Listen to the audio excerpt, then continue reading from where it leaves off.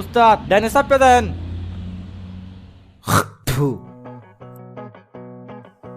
আল্লাহ এগো জ্ঞান বুদ্ধি কবে দিব, যেখানে সেখানে স্যাপ ফালায়।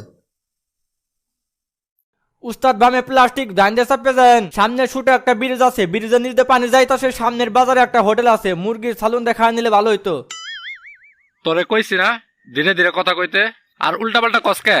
তোর কথা মধ্যে তো কোনো দাড়ি কমা নাই। দাড়ি কমা ঠিক মতো দিতে বলে তো উস্তাদ হেলবার হইতাম না, বিসিএস পাস করে ফেলাইতাম। বিসিএস পাস করা কি এত সোজা রে? খুব কঠিন কাজ। আপনিও কি দিছিলেন নাকি উস্তাদ? পেশাল পারিস না। এই জন্যই মাঝে মাঝে চিন্তা করি, বাসের মধ্যে এতগুলা জানালা না দিলে কি হইতো। কোন পাবলিক কখন ঠাস করে জঘন্যভাবে বায়ু দূষণ কইরা ফেলায় তার তো ঠিক নাই। আপনি কি আমার কিছু কইলেন? না রে ভাই, নিজে নিজে কইতাছি।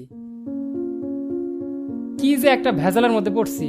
গতকাল বাড়ি থেকে আইলাম, এখন আবার বাড়ি যাইতেছি। কেন ভাই, কি হয়েছে? বউ মরছে নাকি? আরে ভাই, আগ বাড়াইয়া কথা কইেন না, বউ আসবো কই থেকে? আপনার বউ আছে কি নাই আমি কেমনে জানবো? এজন্যই তো কইলাম আগ বাড়াইয়া কথা কইেন না। বাড়িতে গেছিলাম কিছু কাগজপত্র আনতে, তারা হোরায় বাড়িতে গিয়ে কাগজপত্র সব বাড়িতেই রেখে আইছি। বাড়ি থেকে মোবাইলে ছবি তুলে পাঠালেই তো হয়। সবকিছু কি ফটো আর ফটোকপি দেওয়া হয়? অনেক সময় অরিজিনাল জিনিসেরও দরকার পড়ে। কই রে বাকের, চা দে এক কাপ।